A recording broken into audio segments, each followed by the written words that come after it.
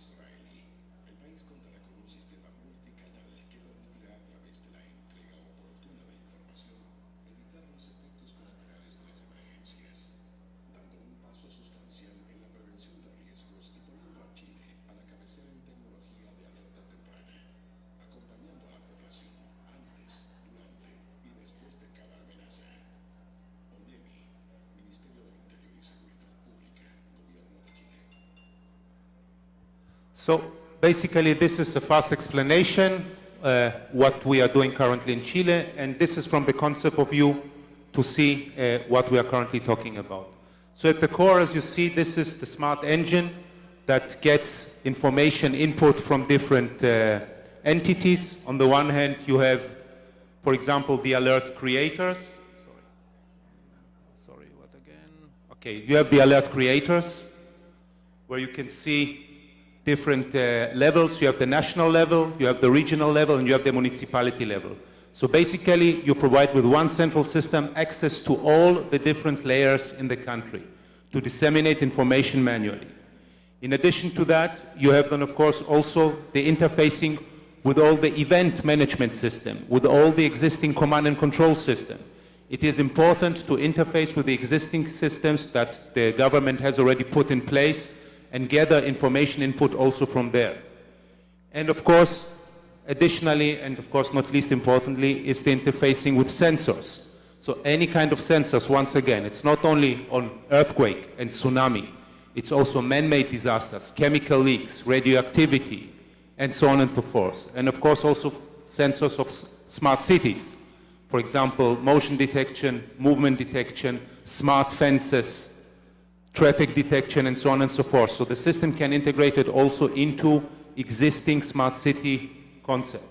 From there, of course, all is being then processed via the internal smart engine, and then, of course, disseminated across all the existing channels that are integrated in the country into the central system itself. So basically, you have different opportunities, cell broadcast for any kind of phones, you have smartphones, you have interfacing with any kind of internet media, and of course radio and television.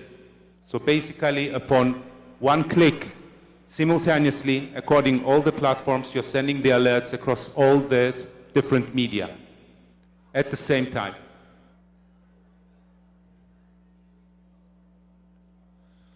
So all this is nice and beautiful, and the presentation can tell you a lot of stories. In the end, the real life, this is what matters. The system was deployed in Chile in 2011. Since then, it was working flawlessly all the time until it has to be proven in a real case disaster. And it happened in April 1st, 2014, where we had an earthquake with 8.2 on the Richter scale. And of course, with the respective tsunami warning that has been issued by the center of Hawaii and also by the Chilean Navy. So basically, ONEMI used the system to send geo-targeted messages to different areas at the Chilean coastline, and each area has received its respective message. So what you see are basically the live screenshots, and here this is the specific area that received the alert notification. Whoever was outside of this area was not affected by this alert. So you're minimizing the target population to the minimum that needs to get the notification, and not to more than that. The technology that was used for that purpose was mobile alert broadcast using cell broadcast technology, which enables you to send alerts even if the mobile network is not available. So even if there are not SMS or voice notifications, you still can use the system to disseminate information to the people's mobile phone.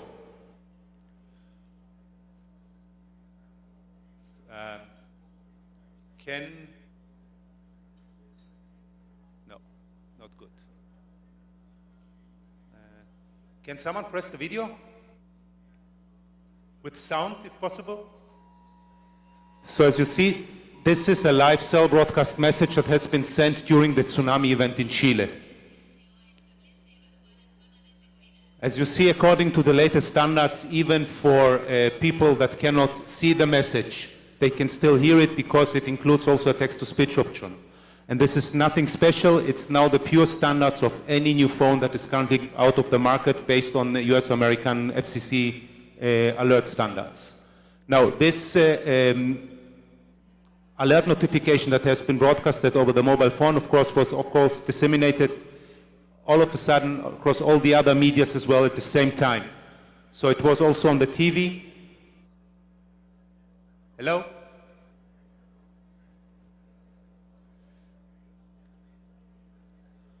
So even the television stations took advantage of this alert notification and showed it also to the public, even to those people who were not aware about the tsunami warning and have not received a message because they were not looking on their phone. The same was, of course, then also receiving the reaction of the population. In this case, the reaction of the population was extremely positive. As you can see, we have a personal relationship with our phone, and whenever we are getting something important, we want to share it also with other people.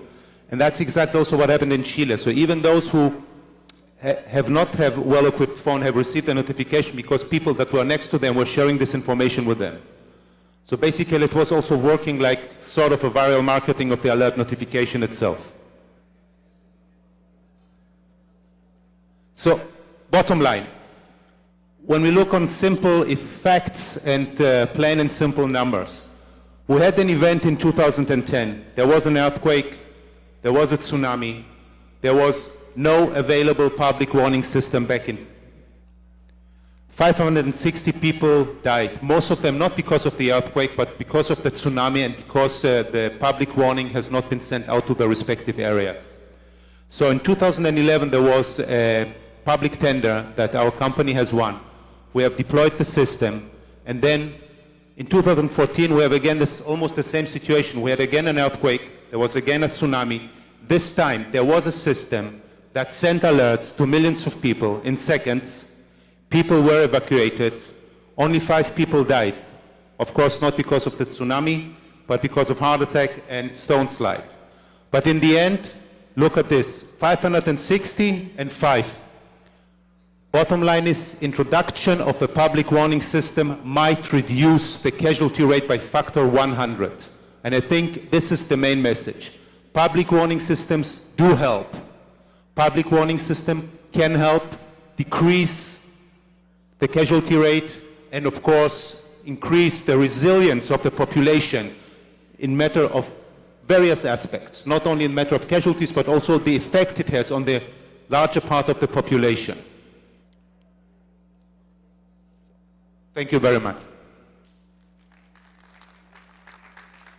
So if there are some questions here, we have here the ONEMI director, the one who is responsible for the system, the one who was operating the system. So if you have any questions, I think Mr. Ricardo Toro will be able to provide you some answers, because he's the expert. I'm just, a subcontractor.